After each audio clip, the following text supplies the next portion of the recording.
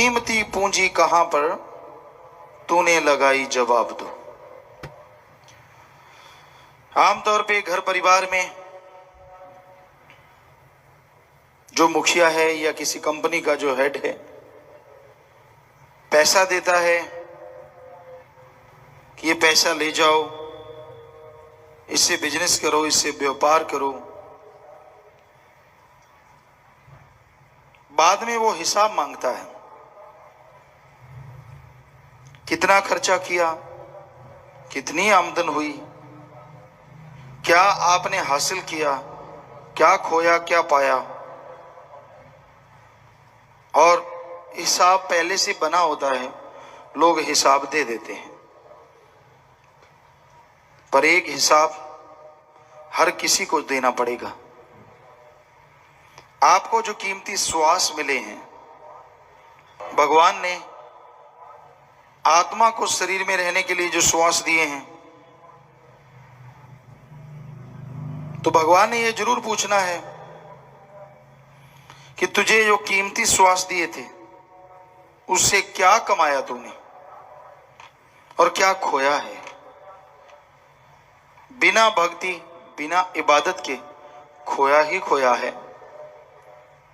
और आप खुद देख लीजिए, कितनी आपने भक्ति की, कितनी इबादत की, कितना परमार्थ किया है। जितना किया है वो श्वास लेखे में लगे और नहीं किया श्वास बर्बाद हो गए। ये नहीं है कि आपने अपने कर्तव्य का निर्वाह नहीं करना, कर्तव्य का निर्वाह तो करना ही करना है। आपने बाल बच्चे परिवार का पालन पोषण करना है, लेकिन ठगी, बेईमानी, भ्रष्टाचार से नहीं। कड़ा परिश्रम, हार्ड वर्क, मेहनत की कमाई से आप अपने कर्तव्य का निर्वाह करते रहें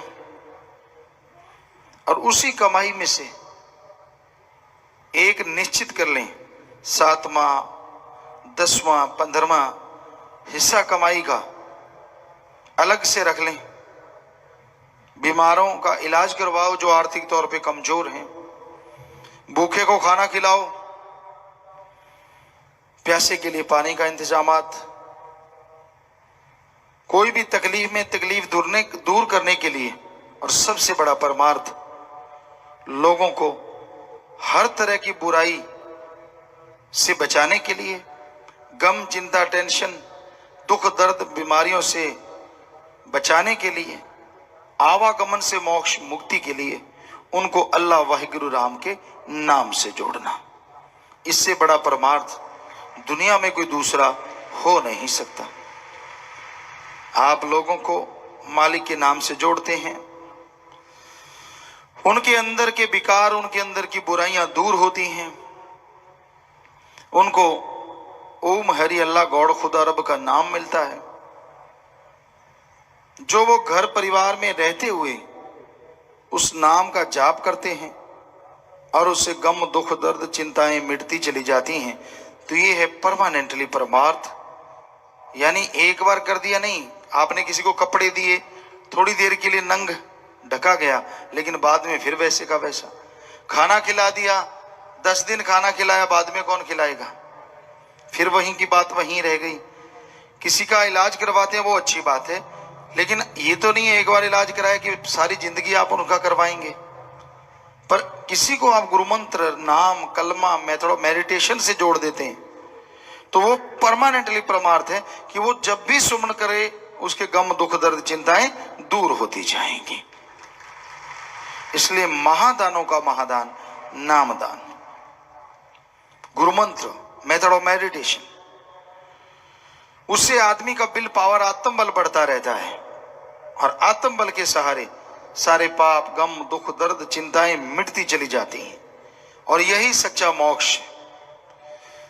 जीते जी गम, दुख, दर्द, चिंताएं खत्म हो जाएं और मरणोपरांत इंसान आवागमन से मुक्ति हासिल करे, इसी का नाम मोक्ष। तो कीमती पूंजी, आपके कीमती श्वास आप मालिक की याद में लगाएं। आमतौर पे लोग निंदा चुगली में श्वास लगा देते हैं,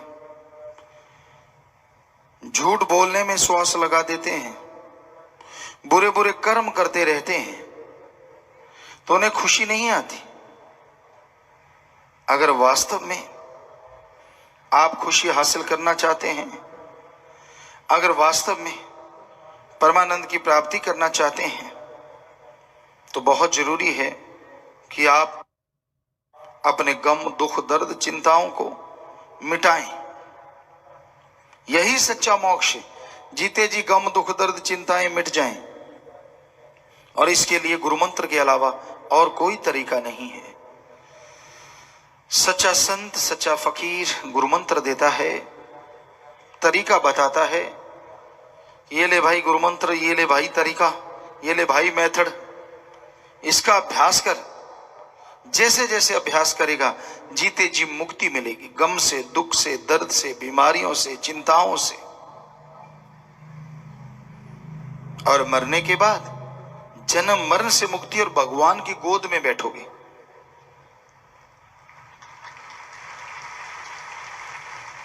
वो परमानंद मिलेगा, वो लज्जत मिलेगी जो कहने सुनने से परे। क्या गारंटी है? आप सुमरण कीजिए, जीते जी उस परमानंद की प्राप्ति कर सकते हैं। संत कभी किसी से कोई पैसा नहीं लेते। संतों का मकसद किसी को बद्दुआ दे के दुखी करना नहीं होता। संतों का मकसद किसी को लड़ाना नहीं होता। संत क्या होते हैं और क्या करते हैं? संत जहां भी होते हैं और सबकी इमागत खैर। संत जहां भी होते हैं सबकी इमागत खैर, सबों से हमारी दोस्ती, नहीं किसी से बैर।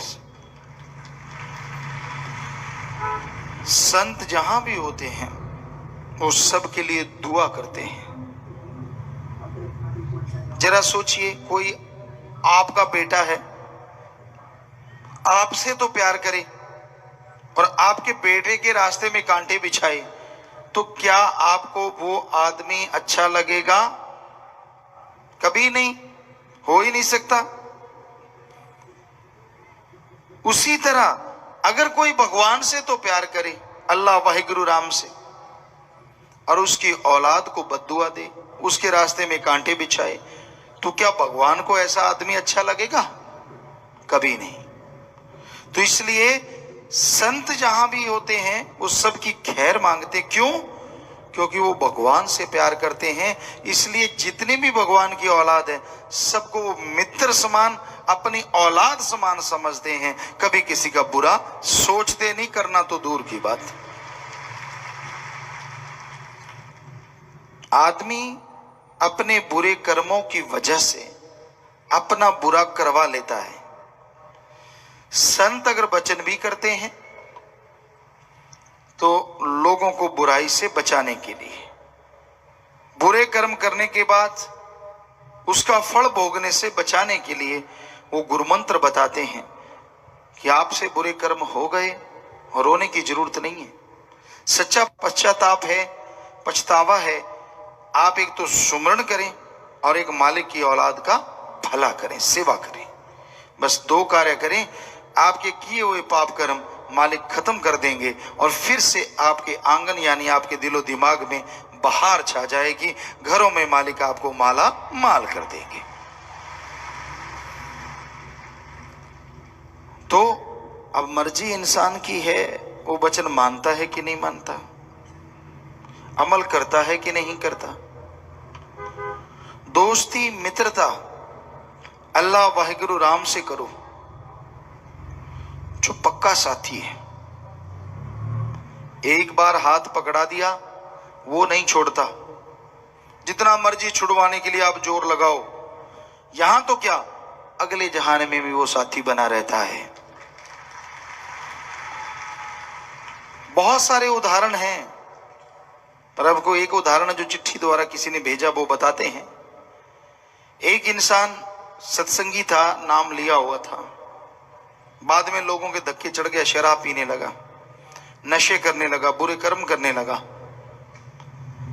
एक दिन उनको शाम को, रात को सपना आया कि 2-3 दिन बाद 10:15 पे, या जो भी टाइम बताया, या 7:15 पे तेरी मौत हो जाएगी, हम तुझे लेने आएंगे।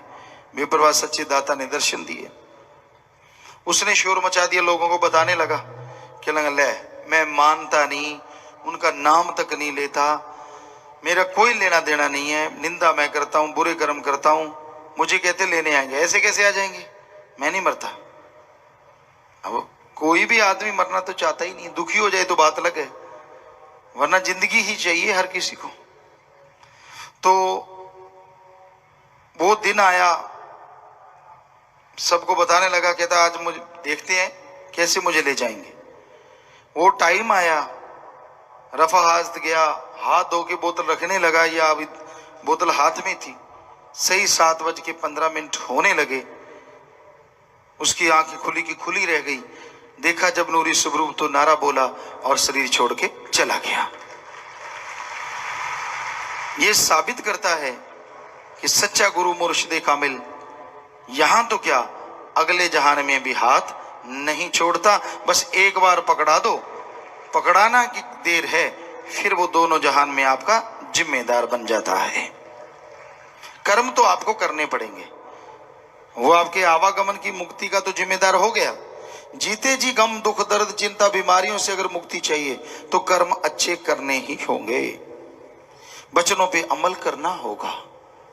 अब संत कहते हैं नाम जप, कहता नहीं जपता। संत कहते हैं सेवा कर, खुद को सजाने संवारने की सेवा करता रहता है। संत कहते हैं भाई सबका भला कर, अपने भले के लिए लोगों को यूज करता रहता है। संत कहते हैं भाई कभी बुरा ना कर्म ना करो, लोगों के सामने बगला भगत और बुरे कर्म करता रहता है। तो बताओ कहां से भला होगा और कैसे जीते जी गम दुख दर्द चिंताओं से मुक्ति मिलेगी। तो गुरु विचारा क्या करे जा सीखण में चूक। गुरु संत तो बताते हैं, पर सीखने वाला, मानने वाला अगर सीखे ही ना, माने ही ना, तो गुरु क्या करें। टीचर लेक्चरर क्लास में पढ़ाते हैं, उसके सब्जेक्ट में पूरे स्कूल में बच्चे टॉप पे आते हैं, मेरिट होल्डर बनते हैं, first division second division pass हो जाते हैं, पर 2-4 फेल हो जाते हैं 100 में से। तो बच्चे कहते हैं ये टीचर बुरा है, टीचर ने सही नहीं पढ़ाया इसलिए हम फेल हो गए। अनपढ़ माँ बाप तो मान लेंगे, लेकिन समझदार पढ़े लिखे माँ बाप सोचेंगे हैं, रिजल्ट देखते हैं, अरे सारे बच्चों की इस सब्जेक्ट में मेरिट है, टॉप है, तू ही फेल क्यों है। तो साफ है कि उसने फॉलो नहीं किया। बाकी बच्चों ने टीचर की लेक्चरर की सुनी और वो टॉप पे आ गए, उसने नहीं सुनी तो वो फेल हो गए। तो ऐसे ही गुरु पीर फकीर साध संगत को बताते हैं, सब सुनने वाले होते हैं, सब लेक्चर सुनते हैं। ऐसे होते हैं जो सुनते ही फॉलो करते हैं, उनको होता है एक शब्द भी सुनने से ना रह जाए और मानने से ना रह जाए। सुन के जो मान लेते हैं उनके हाथों हाथ पाप कर्म कटते रहते हैं, परमानंद की प्राप्ति होनी शुरू हो जाती है। कुछ होते हैं थोड़ा मान लिया थोड़ा छोड़ दिया, तो माल की भी फिर थोड़ी खुशियां दे देता और थोड़े भोगने पड़ते हैं कर्म। कुछ होते हैं कि बिल्कुल ही नहीं मानते, हाँ जी बहुत बढ़िया जी, देखने वाला कहते हैं यार ये तो भगत ताजा ताजा टपका है, कोई लाग लपेट नहीं है, वो करेगा ही ऐसे। हाँ जी जी, लोगों को चमत्कार सुनाने, थोथा चना बाजे घना। नहीं तो रूहानियत में तो ये असूल है, जिसको ज्यादा खुशियां आती है मालिक की, वो हजम करता जाता है, और ज्यों ज्यों हजम करता जाता है खुशियां बढ़ती चली जाती है। अंदर की रूहानी खुशियों की बात है। हाँ, अपने गुरु पीर फकीर को जो मर्जी बताओ, और दुनिया में जो चर्चा करते हैं वो मान बढ़ाई के भूखे होते हैं। सारे कहते वाह जी वाह जी वाह जी, और इतनी वाह हो जाती है कि शाह जी नीचे आ जाते हैं, सारी खुशियां चली जाती हैं, मालिक का रहमो करम खत्म हो जाता है। मान बढ़ाई का भूखा घड़ घड़ के सुनाता रहता है।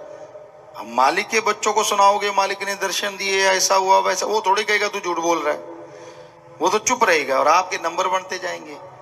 पर वो नंबर जब एकदम से खत्म हो गए ना, धरातल पे चला भी नहीं जाता। तो ऐसे लोगों को हमने देखा, मुझे पहले पता चलता है, मुझे ऐसे पता चल जाता है, एडवांस में चलता है। इतने झूठ, इतना पाखंड, दे गप पे गप, दे गप पे गप। मुझे तो पता चलता है, तो ये क्यों नहीं पता चलता कि भाई हाँ मैं मालिक को मानूंगा ही नहीं आने वाले टाइम में। वो तो कभी किसी को चमत्कार नहीं दिखाया, वो तो कभी नहीं बताया कि हाँ भाई आने वाले टाइम में मैं तो भगवान को छोड़ दूंगा, मैं तो राम का नाम नहीं लूंगा, जिसे भगवान कहता हूं उसको उसकी निंदा करूंगा। ऐसा तो कभी चमत्कार में किसी को नहीं बताया। वो क्यों नहीं दर्शन हुए? तो ये सब बकवास, लोगों को पटाने के लिए, अपने आप को बड़ा साबित करने के लिए कि मैं बड़ा वो हूं जो मुझे पल पल मालिक दर्शन देते हैं। तो ऐसे लोगों से सावधान रहा करो, वो आपको उल्लू बना के अपना उल्लू सीधा करना चाहते हैं। सीधी सी बात है, जो भक्त होते हैं वो तो शांत स्वभाव, मालिक से प्रीत जुड़ी होती है। मालिक अपने गुरु पीर फकीर को तो चाहे भगवान मालिक की चमत्कार सुना दें, आम आदमी को वो तो बता देते हैं कि भाई भक्ति करने से ये फायदे हो गए, वो फायदे हो गए, तेरे भी होंगे, वो तो एक अलग बात है। पर रूहानी नजारे वो किसी को शेयर साझा नहीं करते, क्योंकि वो फिर कम हो जाते हैं, खत्म होने लगते हैं, बताने से मन अहंकारी हो जाता है। इसलिए गुरु पीर फकीर को बताओ जब गुरु पीर फकीर कहता है। नजारे आते हैं सबको, खुशियां मिलती हैं सबको। तो ये घोर कलयुग का चाल चलन है जी, जो आपको बता रहे हैं। किसी भी क्षेत्र में कोई भी आदमी अपना उल्लू सीधा करने के लिए आपको यूज कर सकता है। आदमी इस पे जब आशिक हो जाता है, अल्लाह वाहिगुरु राम उससे बहुत दूर हो जाता है।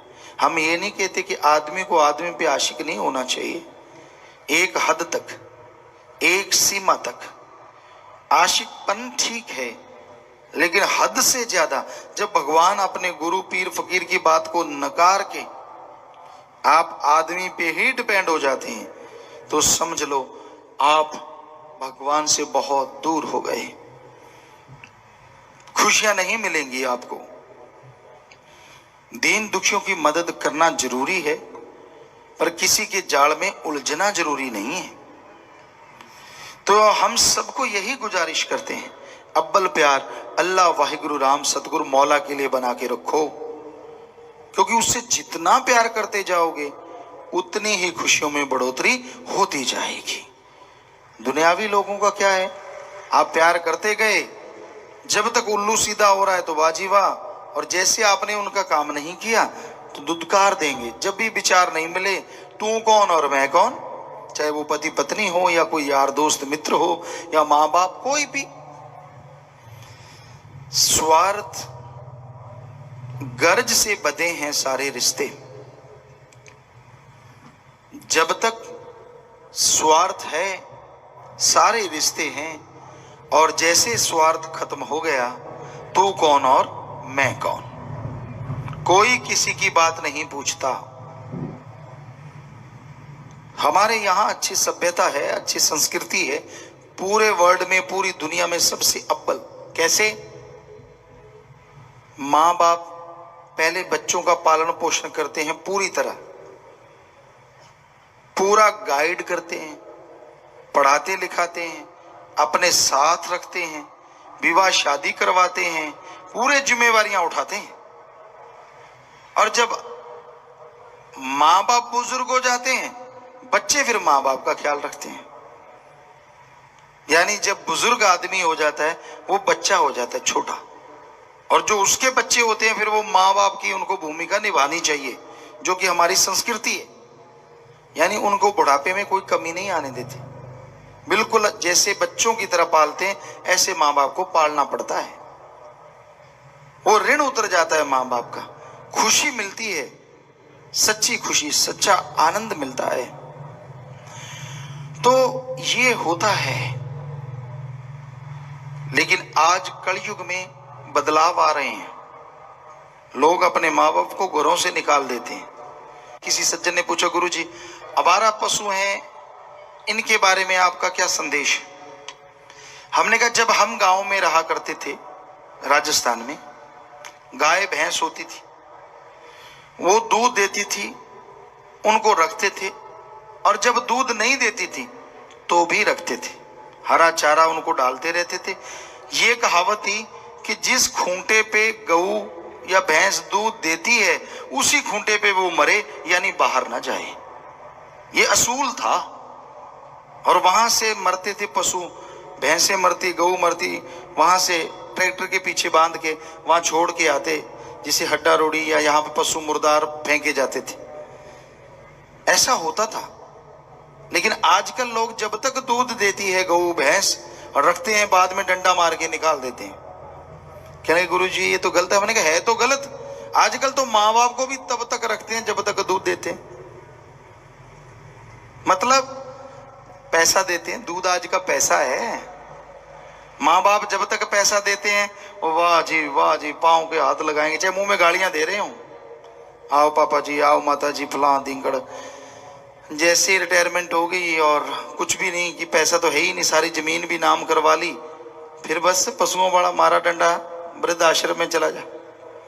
कई आवारा बेचारे घूमने के लिए मजबूर हो जाते, घर से निकाल देते। लानत ऐसी औलाद पे, लानत उनके खून पे। क्यों ऐसा करते हो आप? ठीक है, माँ बाप अगर रूहानियत के रास्ते में रोड़ा बनते हैं तो भी उनका सत्कार करना आपका फर्ज है। आप अलग हो जाते हैं कोई बात नहीं, ये समाज का चाल चलन है, विचार नहीं मिलते, लड़ो ना, राड़ से बाढ़ अच्छी, लेकिन उनका सत्कार तो करते रहो, इज्जत तो करते रहो। अरे अपने मुंह से अपने माँ बाप को गलत बोलते हो, आप खून किसका हो बताओ? आपके अंदर भी तो उसी माँ बाप का खून है। तो इसलिए बुरा उनको कहने से आप पहले बुरे हो जाते हैं, इसलिए बुरा ना कहो। अगर आप उनको सुधार सकते हैं, हमें बड़ा मान है। हमने स्कूल में देखा लड़के और लड़कियां अपने माँ बाप को राम नाम से जोड़ते हैं। बेमिसाल बात है, बेमिसाल। यही तो कलयुग है। ये देखा जाता है कि माँ बाप बच्चों को सुधारते हैं, और आज उल्टा हुआ पड़ा है। कलयुग में बच्चे माँ बाप को सुधार रहे हैं। बहुत उदाहरण है कि बच्चों ने माँ बाप को जोड़ा और आज वो माँ बाप परमार्थ में टॉप पे हैं, भले कर्मों में बहुत आगे हैं। तो अनायास उन बच्चों के लिए दुआ के लिए हाथ उठ जाता है कि भाई आपने अपने माँ बाप का ऋण तो उतार दिया जब उन्हें राम नाम से जोड़ दिया, उसी टाइम ही उतर गया। कोई छोटी मोटी बात नहीं है। तो इस घोर कलयुग में यही एक अच्छी बात है कि यहाँ पढ़ने वाले बच्चे बच्चियां माँ बाप को राम नाम से जोड़ते हैं। अन्यथा आज क्या माँ बाप और क्या औलाद, बेड़ा ही गर्क हो रहा है, बुरे कर्म में लगे हुए हैं। कई तो बाप बेटा शेयर करते हैं बुराई, हरामखोरी इकट्ठे करेंगे, शराबखोरी इकट्ठे करेंगे, मांसाहार इकट्ठा करेंगे, हर काम इकट्ठा करते हैं। जब जवान हो गया कहता तेरे से क्या पर्दा, चलन दे इकट्ठा। सबको जानते हैं, सब मालिक बताता रहता है। तो बड़ा दर्द सा होता है कि यार बड़ा गैप होता है माँ और बाप में बच्चे का, लेकिन ये क्या हो रहा है? तो इसी का नाम घोर कलयुग है। रिश्ते नाते समाप्त होते जा रहे हैं। तो जब ये सारे कर्म करके आप दुखी होते हो, परेशान होते हो, गमगीन होते हो, फिर दोष देते हो भगवान को, गुरु को, माँ को, बाप को, दोस्त को, मित्र को, जबकि कोई अपने आप को दोष तो देता ही नहीं। कर्म तो खुद बुरे किए, और दोष माँ बाप का या गुरु का या भगवान का कैसे हो गया? इसलिए बुरे कर्म ना करो। वो मालिक आपसे पूछेगा कि कीमती पूंजी कहाँ लगाई है, तो क्या जवाब दोगे आप? क्या देना था? नरक दोजक में सड़ना पड़ेगा। जैसे कर्म किए होंगे वैसा फल यहां भी भोगना है और आगे भी। जैसा बीज बोओगे वैसा काटोगे। कांटे बोए हैं तो उस पे फल नहीं लगेगा, कांटे ही उगेंगे। बबुल का पेड़, पंजाबी च कहते किक्कर, बबुल का पेड़ बोओगे उस पे आम नहीं लगेंगे, बड़े बड़े कांटे सूलें लगेंगी। और आम का पेड़ बोओगे तो आम जरूर लगेंगे। जैसे कर्म करोगे वैसा फल भोगना पड़ेगा। इनसे बचाव हो सकता है अगर आप प्रभु के नाम का सुमरन करें। अनजाने में बबुल लग गया, वैसे तो वो भी गुणकारी है पेड़ों में, लेकिन यहाँ कांटे और फल की बात है। तो आप राम नाम के द्वारा अपने अंदर के घास फूस कचरे को साफ कर सकते हैं, अपने अवगुणों पे जीत हासिल कर सकते हैं और मालिक की खुशियों के हकदार बन सकते हैं। बस राम नाम ही एक तरीका है। जैसे फसल नहीं बोते, नरमा कपास है, गेहूं है, जो भी आप बोते हैं, चावल है, धान, जो भी, तो वो बड़ी होने लगती है, बीच में घास फूस कचरा हो जाता है, तो या तो स्प्रे की जाती है या फिर फावड़े से, कसिए से, दातरी जो होती है उससे, खुरपी से उसको निकाला जाता है और बाद में आग लगा दी जाती है। क्योंकि अगर वो होगा तो धरती की सारी पावर वो ही खींच लेगा, बाकी पौधे तो, फल वाले तो पनपेंगे ही नहीं। उसी तरह राम नाम का बीज तो आपके अंदर लग गया, पर घास फूस, काम वासना, क्रोध, लोभ, मोह, अहंकार, मन, माया, ये 7 का चक्रव्यूह है। इतने प्रकार का घास, जैसे खब्बड़ होता है, आप मशहूर है, एक मोटा घास, गांठ वाला घास जो बढ़ता ही चला जाता है, बढ़ता ही चला जाता है, और वो जाल बुन लेता है और फसल को बिल्कुल ही नहीं होने देता। ऐसी ये 7 हैं, ये आपके अंदर आत्म बल को तो उठने नहीं देते, खुशियां तो आने नहीं देते। राम नाम से इनको उखाड़ फेंको। राम नाम का बीज तो डाल लिया, उसका सुमरण करोगे तो ये सारा घास फूट 7 उखड़ते चले जाएंगे और मालिक के नूरी स्वरूप के आप काबिल बनते चले जाएंगे। 84 भोग जब जन्म मिला तुझे, श्वासों का धन भी दे दिया, सच्चे सौदे में लगाना साथ ये भी कह दिया, सच को छोड़ झूठे सौदे में पूंजी लगाई हिसाब दो। 84 लाख शरीर, सभी लगभग हिंदू धर्म, सिख धर्म में ये लिखा हुआ मिलता है कि 84 लाख शरीरों में आत्मा जब जाती है तो बिल्कुल लास्ट में ये मनुष्य शरीर मिलता है। आत्मा एक शरीर को छोड़ती है, दूसरे में प्रवेश, उसको छोड़ती है, उससे अगले वाले में, और इस तरह जो आत्माएं सबसे पहले प्रवेश करती हैं वो होता है वृक्ष, पेड़ पौधे, घास फूस, लाखों जोनियां हैं। फिर कीड़े मकोड़े, रेंगने वाले, उसमें लाखों जोनियां हैं। फिर पक्षी हैं, जानवर हैं, आदमी, किन्नर, गंधर्व, तो लास्ट में इंसान का शरीर लास्ट में मिलता है सबसे। और इसमें 5 तत्व पूर्णतः पाए जाते हैं: पृथ्वी, पानी, अग्नि, वायु और आकाश। पेड़ पौधों में एक ही तत्व मेन होता है, वो होता है पानी। आप सरसों का साग सुखा लो छत पे 40-50 किलो, और कुछ दिन में ही आप देखेंगे वो 5-4 किलो रह जाता है, क्योंकि मुख्यतः जो पानी है वो उड़ जाता है। रेंगने वाले जो कीड़े पतंगे होते हैं उनमें हवा और आग ज्यादा पाई जाती है। ज्यादातर में रेगिस्तान में या पानी का नामो निशान नहीं होता, रेंगने वाले कीट पतंगे मिल जाते हैं। पक्षियों में 3 होते हैं, हवा, पानी, आग। पशुओं में 4 होते हैं। सिर्फ आकाश तत्व सबसे ज्यादा है तो वो मनुष्य शरीर में होता है, जिसकी वजह से सब प्राणियों से आदमी की सोचने समझने की शक्ति ज्यादा है। पर ऐसा क्या काम करता है जो कहा जाए यार धर्मों में लिखा गया, हिंदू, सिख धर्म, इस्लाम धर्म, ईसाई धर्म, बौद्ध, जैनिज्म, सभी धर्मों में ये लिखा मिलता है, आदमी सर्वश्रेष्ठ, आदमी सर्वोत्तम, आदमी खुद मुख्तियार जून, आदमी सरदार जून। क्या है, ऐसा क्या है? खाता पीता इंसान है, जानवर पक्षी भी। बाल बच्चे इंसान के हैं, वो सब जानवर पक्षियों के भी होते हैं। घर इंसान बनाता है, वो जानवर पक्षी भी कहीं ना कहीं बनाते हैं। और जानवरों के जीते जी मलमूत्र खाद के काम आता है, और मरने के बाद हड्डियां चमड़ा सब काम आ जाता है। जबकि आदमी का मरने के बाद हड्डियां चमड़ा संभालने के लिए जुत्तम पेल होते देखी गई है, और जीते जी गंदगी संभालने के लिए साइंटिस्ट लगे हुए हैं। इतने लोग बढ़ते जा रहे हैं और इतनी गंदगी बढ़ती जा रही है, कैसे, क्या किया जाए? हालांकि इससे भी गैस के सिलेंडर भरे जा सकते हैं, बहुत पहले हमने बोला था और इसका एक प्रैक्टिकली किया भी था।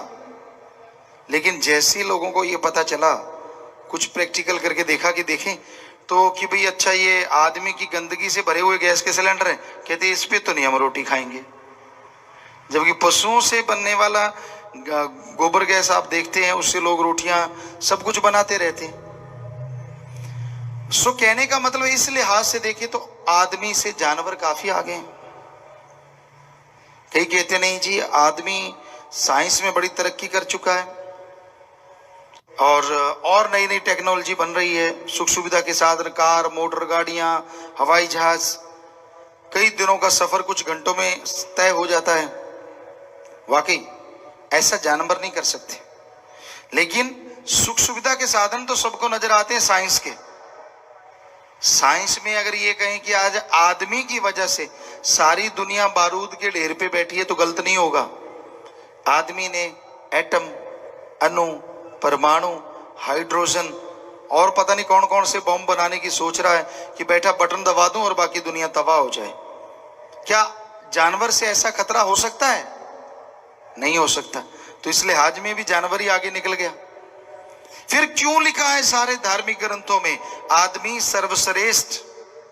एक ही कारण है, आदमी जीते जी सुप्रीम पावर ओम हरि अल्लाह गॉड खुदा रब वाहिगुरु को देख सकता है और अपने जीते जी गम, दुख, दर्द, चिंता, परेशानियां मिटा सकता है।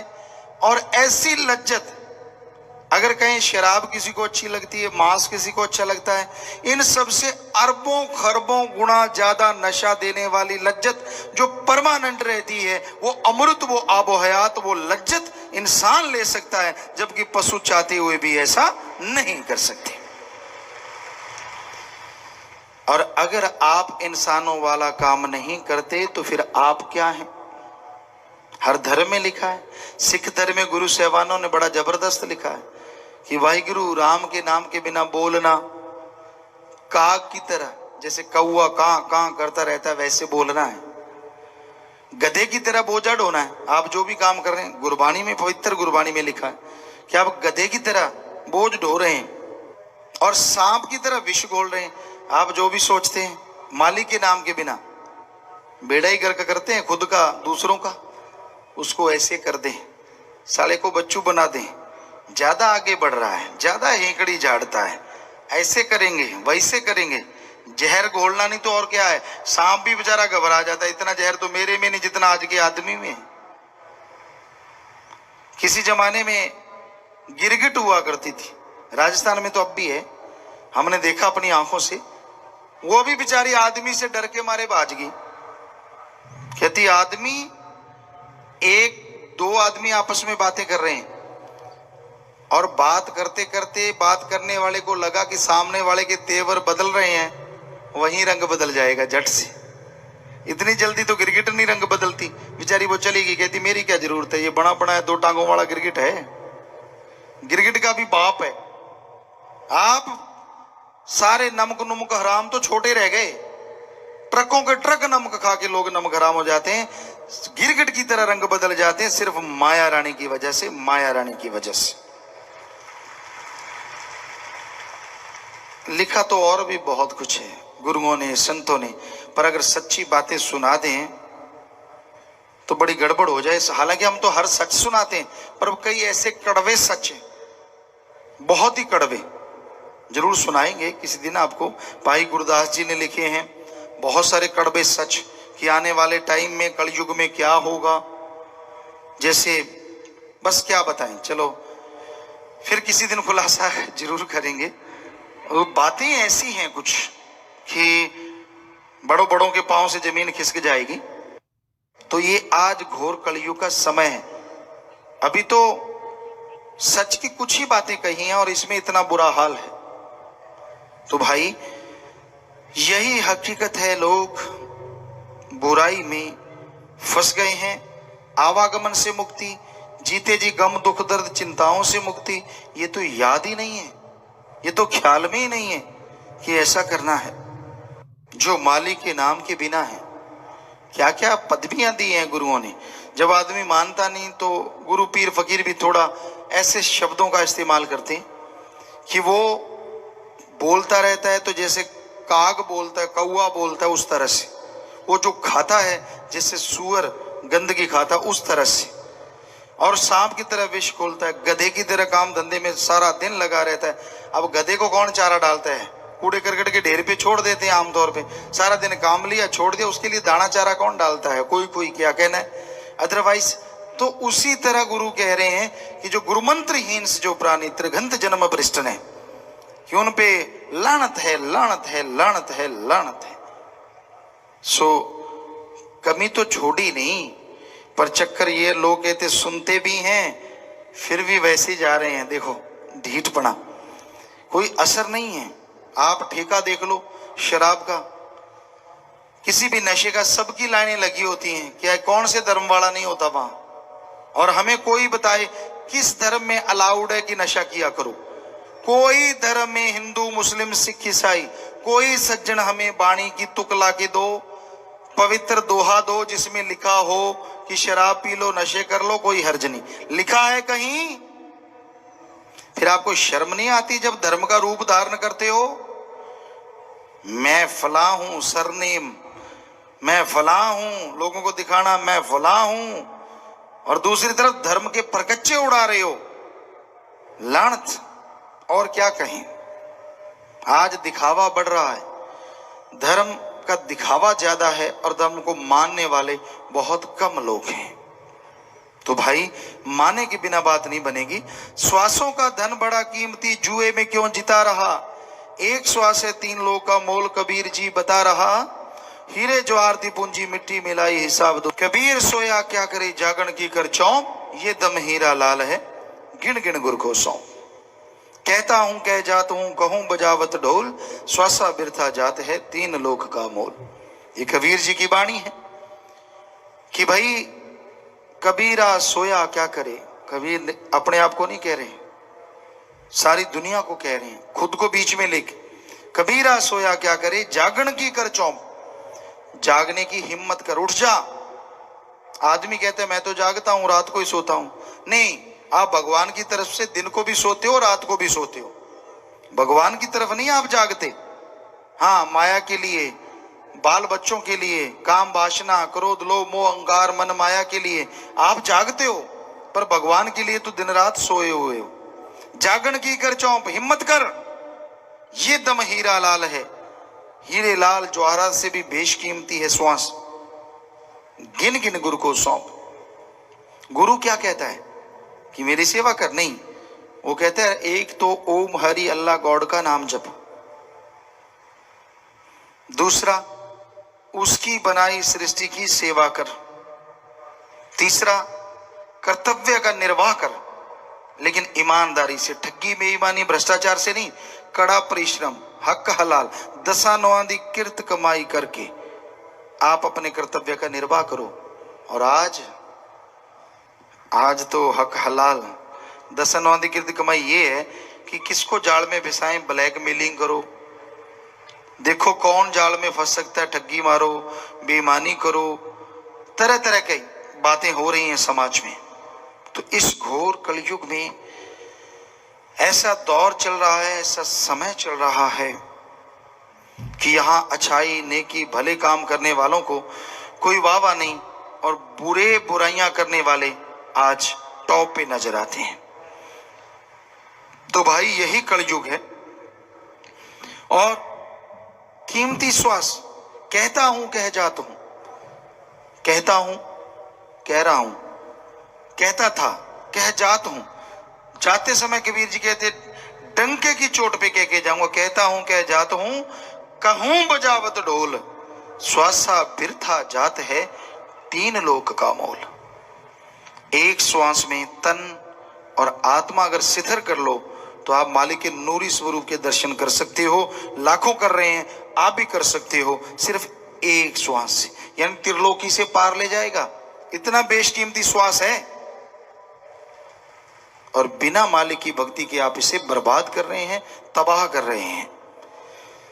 माया पीछे उम्र गुजारी, अपना काम है बुला दिया, दुर्लभ जन्म मिला जो तुझको काल बगार में गवा दिया। सब जूनों से उत्तम जूनी गवाई हिसाब दो।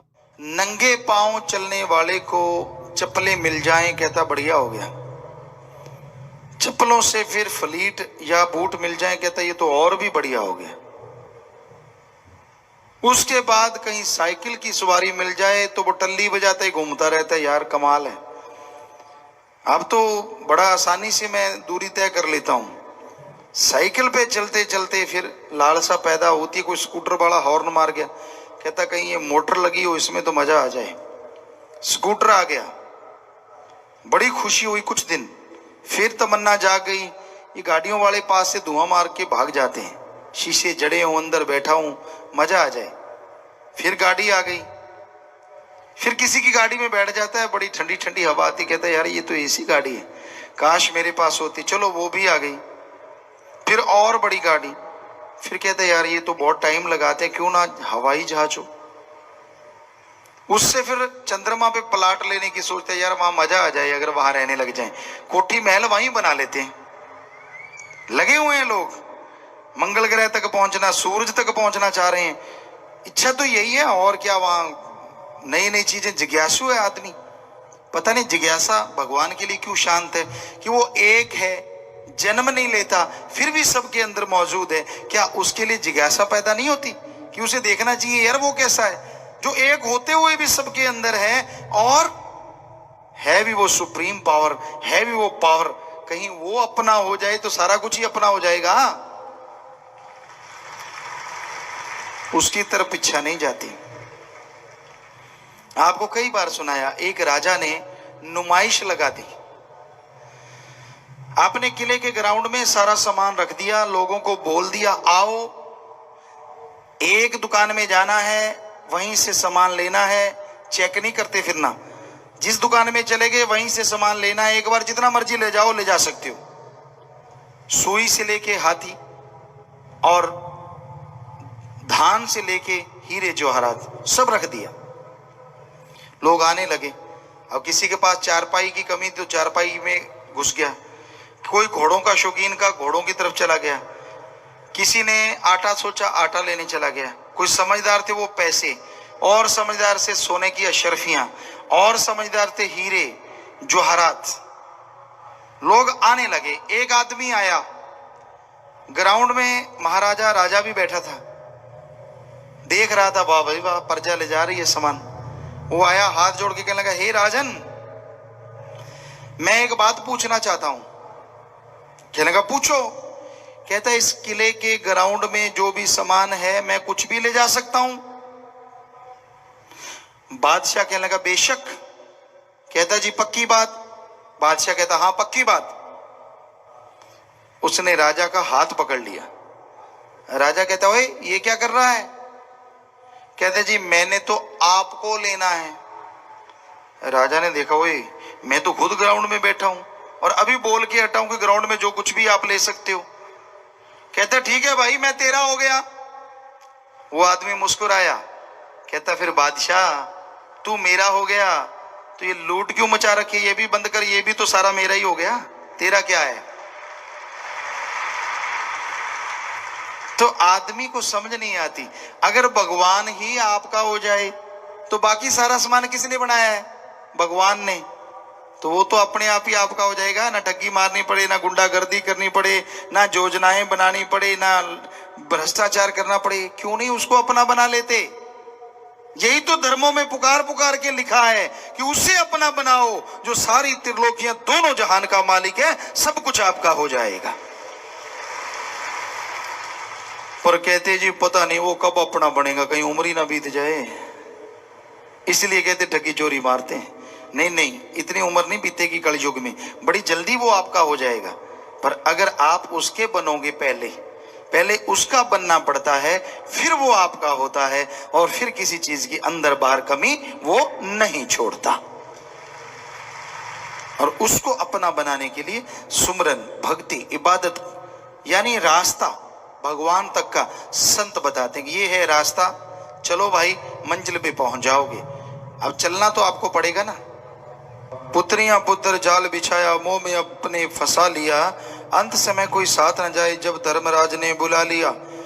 इनके लिए जो तूने उम्र गवाई हिसाब दो। बेटा बेटी मेरे हैं, मैं करता रहता है इंसान। और एक समय जिंदगी का आता है, मरहला आता है, जब आप बुजुर्ग होते हैं तो वही पुत्र पुत्रियां साथ छोड़ देती हैं और आप अकेले रह जाते हैं। और जब वो बुलावा आता है मालिक की तरफ से, कोई साथ नहीं देता। आप यहाँ जितने लोग बैठे हैं, आपके माता पिता, दादा परदादा जो आज इस दुनिया में नहीं है, जब वो इस दुनिया से गए, क्या आप में से कोई उनका बेटा या उनकी कोई बेटी उनके साथ गया कि चलो यार माँ बाप अकेले जा रहे हैं, अपने भी साथ हो लें? कोई गया साथ? कोई नहीं गया। तो आप कैसे यकीन करते हैं कि जब आप जाएंगे आपके साथ कोई चला जाएगा? इस धरती पे ही संबंध है। और जैसे बुलावा आया, अजी सत्कार तो क्या, आपको धड़ाम से धरती पे रख देंगे। जो बढ़िया कपड़े है उतार के सस्ता सा लट्ठा पहना देंगे, जो सोना चांदी गहने हैं सब उतार लेंगे नहाने के बहाने। ये नहाना और कोई मतलब नहीं है, कपड़े उतारना, गहने गट्टे उतारने का ये एक बहाना है, वरना नहाने को क्या मुर्दे की बारात निकलनी है? सिर्फ इसलिए नहलाया जाता है ताकि अच्छे कपड़े उतर जाएं, उनके अगर अंगूठी वगैरह है वो उतर जाए, घड़ी उतर जाए। हमने बुजुर्गों से पूछा, भाई ये आपने नहलाया, चलो घड़ी क्यों उतार रहे हो? कहते इसमें पानी पड़ जाएगा। पानी पड़ जाएगा, मुर्दे ने क्या टाइम देखना है? पड़ने दो। जब आदमी में पानी पड़ गया तो मुर्दे की घड़ी में पानी पड़ जाएगा तो क्या है? क्या ऐसा होता है? कभी नहीं। सब कुछ पुराने जमाने में तागड़ी पहनते थे बुजुर्ग, यहाँ घुंघरुओं वाली, वो तागड़ी भी तोड़ लेते हैं, मतलब कुछ भी नहीं छोड़ते। तो आप किस चीज का मान करते हो?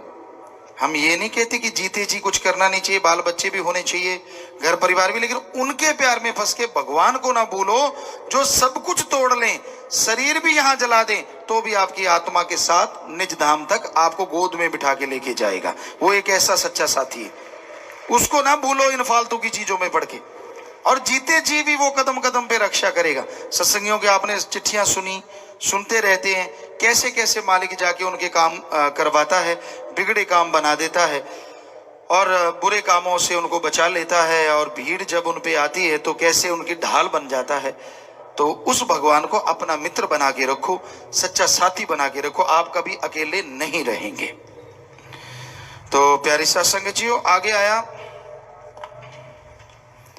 जिस काम को मिली थी पूंजी, काम वो क्यों बुला दिया, ऐश इशरत विषय विकारों में ये जन्म है गवा दिया, कितना धन साथ लाया सब कर दी सफाई हिसाब दो।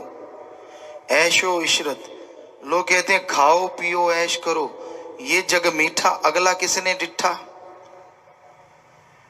कहते यही है सब कुछ, नरक स्वर्ग सब कुछ यही है, फजूल की बातें हैं। यहाँ जो ऐश कर रहा है वो समझो स्वर्ग है। नहीं, कुछ दिन की, 4 दिनों की चांदनी फिर अंधेरी रात। पाप कर्म से कुछ दिनों का ऐशोराम होता है और फिर जो मार पड़ती है बीमारियों के रूप में, दुख दर्द के रूप में, तकलीफ के रूप में, कुलें तक झेलती रहती हैं और पछताती रहती है, उसको गालियां देती रहती हैं कि हमारे वंश में ऐसा पैदा क्यों हुआ जो राक्षस प्रवृत्ति का बन गया। तो इसलिए भाई ऐशो इशरत यानी सुख सुविधा के साधन आप मेहनत से, हिम्मत से जुटा सकते हैं, जुटाओ, कोई रोकता नहीं है, पर किसी का हक मार के कभी ना खाओ। किसी के मुंह का निवाड़ा छीन के अपने मुंह में डालोगे, वो हरी रस अमृत नहीं धीमा जहर बन जाएगा और आपको और आपके बच्चों को हमेशा तड़फाता रहेगा, दुखी करता रहेगा। इसलिए हम आप किसी चीज के विरुद्ध नहीं है। गाड़ियां बना लो, अच्छे कपड़े पहन लो, मेहनत करो, पर शारीरिक मेहनत, दिमागी मेहनत, अच्छे कर्मों में मेहनत। क्योंकि कोई ये ना कह दे जी ठगी मारने में भी मेहनत करनी पड़ती है दिमाग की। नहीं, बुरे कर्मों में नहीं, अच्छे कर्मों में दिमाग की मेहनत, शरीर की मेहनत करके कमाओ।